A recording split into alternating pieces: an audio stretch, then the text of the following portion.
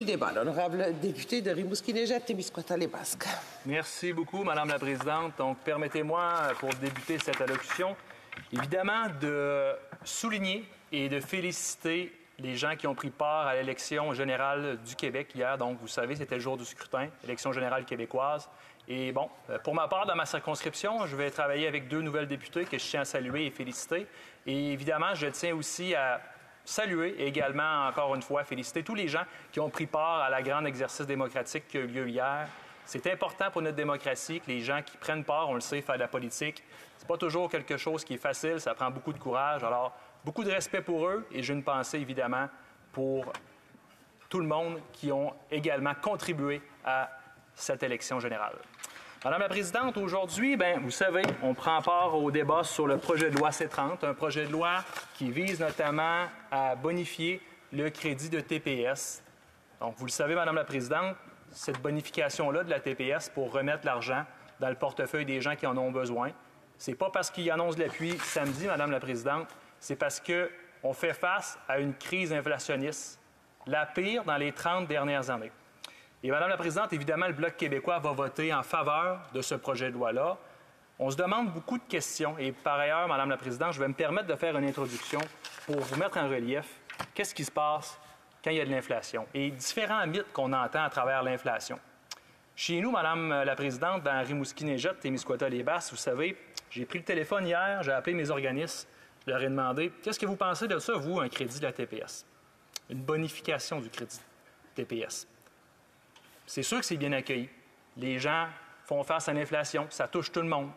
Mais il y a une chose qui arrive, Madame la Présidente, lorsqu'il y a de l'inflation, c'est que les gens les plus riches s'enrichissent et les gens les plus pauvres s'appauvrissent.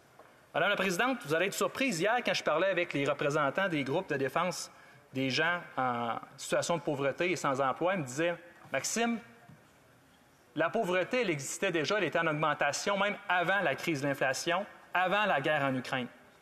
Ce qu'on remarque cependant, c'est qu'il y a une diminution des gens qui demandent des prestations d'aide sociale.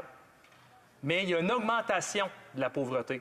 Ce que ça veut dire concrètement, Madame la Présidente, c'est que les gens qui se trouvent en situation de pauvreté maintenant, c'est des travailleurs à faible revenu, c'est des personnes aînées. Donc, la pauvreté se transforme. Et je vous dirais même, pour vous partager la réalité de chez nous, Madame la Présidente, c'est que l'image de la pauvreté également se transforme. Vous savez, moi, je représente des gens en situation de ruralité. Et de voir des itinérants comme on en voit dans certains centres urbains, c'était pas chose du quotidien.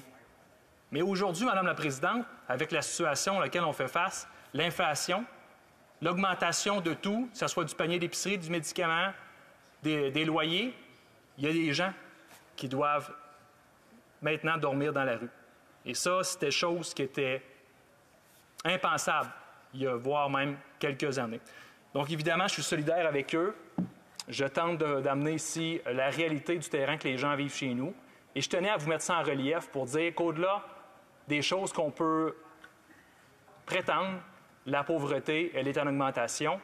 Et ce n'est pas un simple chèque de bonification de TPS qui va radicalement changer les choses, Madame la Présidente. Quand on parle d'inflation, on se doit d'être responsable. Responsable, Madame la Présidente, parce qu'il y a bien des choses qu'on pourrait dire, qu'on pourrait penser faire, sortir la baguette magique et penser que l'inflation va disparaître.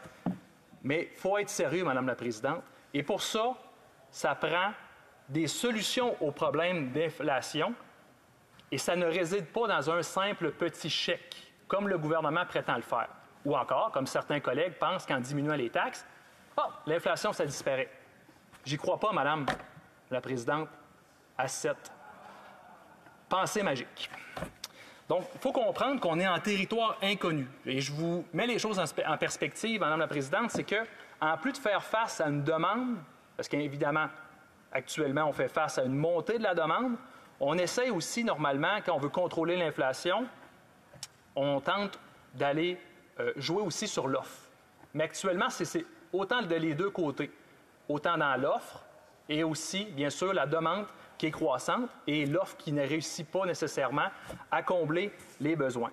On peut expliquer l'inflation par une multitude de facteurs. Et je vous dirais, Madame la Présidente, bon, le gouvernement n'est pas responsable de tous nos malheurs, mais Bien évidemment, il est responsable de certains, mais quand on parle d'inflation, c'est environ 70 des causes de l'inflation qui sont reliées à des facteurs externes. Et notamment, on peut penser, bien sûr, pénurie de main-d'œuvre. Oui, le gouvernement a un rôle à jouer là-dedans pour résorber la pénurie de main-d'œuvre.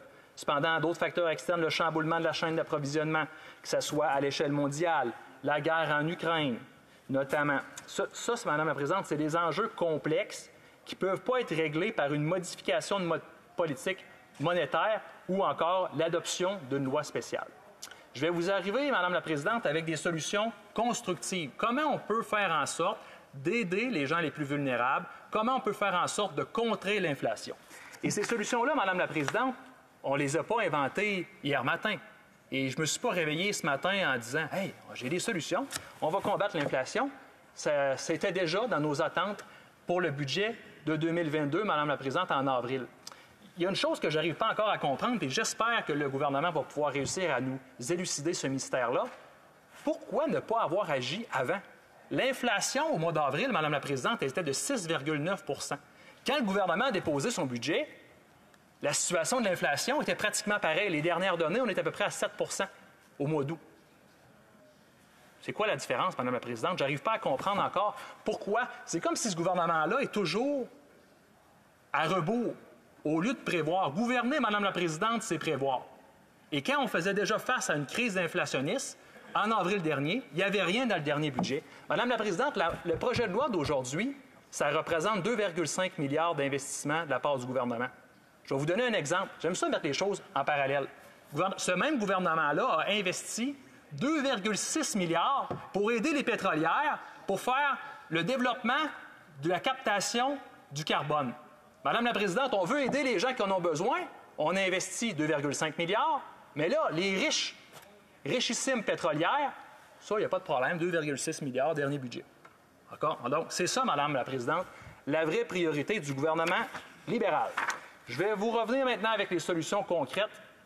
Première des choses, Madame la Présidente, il faut comprendre que le Bloc québécois n'est pas contre l'aide financière. On l'était déjà aux côtés du gouvernement pour avoir de l'aide ciblée dès le début de la pandémie, que ce soit bien sûr avec la prestation d'urgence, que ce soit avec la subvention salariale pour les entreprises. On disait même, Madame la Présidente, qu'il y avait une reprise économique après la pandémie, aller cibler des secteurs d'activité, aller aider des gens qui en ont besoin, qui sont à faible revenu, des gens qui sont vulnérables.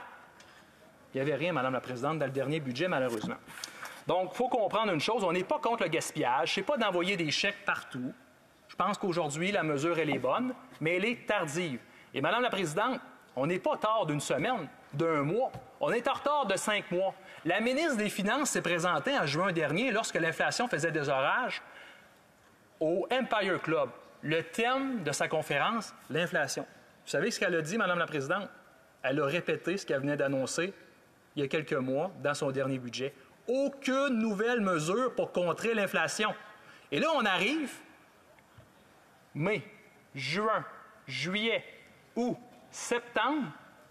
On se réveille. Hey, il faut agir, nous, là. Hey, il y a de l'inflation. Qu'est-ce qu'on fait? On va mettre en place des mesures structurantes pour aider les gens. Alors, Madame la Présidente, on n'arrive pas encore à comprendre, mais ce que je tenais à vous dire, c'est que le gouvernement, malheureusement, agit de façon de soutenir les gens qui en ont besoin, mais le fait, encore une fois, à rebours. La chose, Madame la Présidente, qu'on croit au Bloc québécois, évidemment, c'est de soutenir les gens les plus vulnérables, qui sont à faible revenu. Et parmi ceux-là, on pense notamment aux personnes aînées. C'est eux qui sont les plus affectés.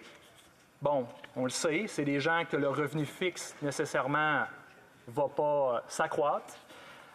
Et il est nécessaire de les aider. Ces gens-là m'ont témoigné, avec beaucoup de tristesse, qu'ils doivent choisir entre leurs médicaments, entre repousser les paiements pour leur loyer ou encore de retirer des aliments dans leur panier d'épicerie. Donc, c'est incontournable de pouvoir les aider. Une chose, Madame la Présidente, pour stimuler l'offre, c'est combler et résorber la pénurie de main-d'œuvre. Pour ça, il faut s'assurer d'avoir des mesures incitatives pour que les travailleurs d'expérience, notamment les gens de 60, 65 ans et plus qui désirent rester sur le marché du travail, soient incités à le faire sur le plan fiscal. Et une dernière chose que j'aimerais vous mentionner, un projet de loi que j'ai déjà déposé lors de la dernière législature, projet de loi C-295, qui visait à donner un crédit d'impôt pour attirer les jeunes nouveaux diplômés ou les nouveaux diplômés en région. Il faut comprendre, Madame la Présidente, en région, on a un vieillissement qui est accentué de la population. Évidemment, ça joue sur la pénurie de main-d'œuvre. Alors, Madame la Présidente, il n'est jamais trop tard pour bien agir.